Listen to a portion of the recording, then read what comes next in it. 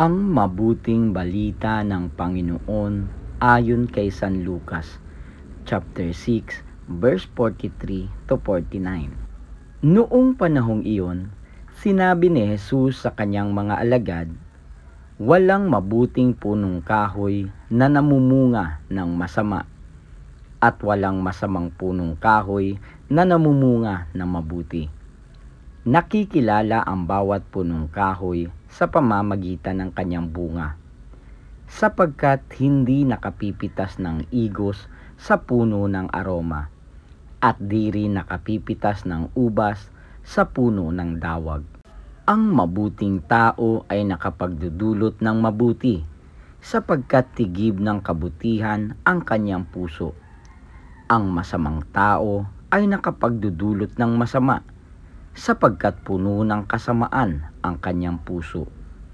Sapagkat kung ano ang bukang bibig, siyang laman ng dibdib. Tinatawag ninyo akong Panginoon, Panginoon, ngunit hindi naman ninyo ginagawa ang sinasabi ko.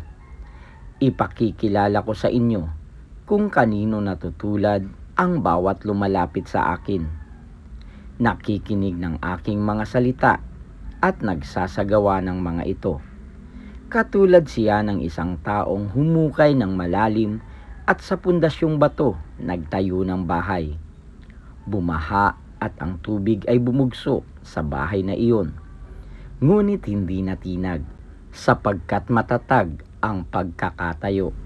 Ngunit ang nakikinig ng aking mga salita at hindi nagsasagawa nito, ay katulad ng isang taong nagtayo ng bahay na walang pundasyon.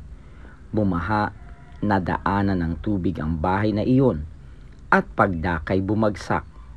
Lubusang nawasak ang bahay na iyon.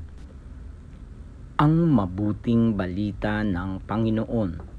Pinupuri ka namin, Panginoong Hesukristo.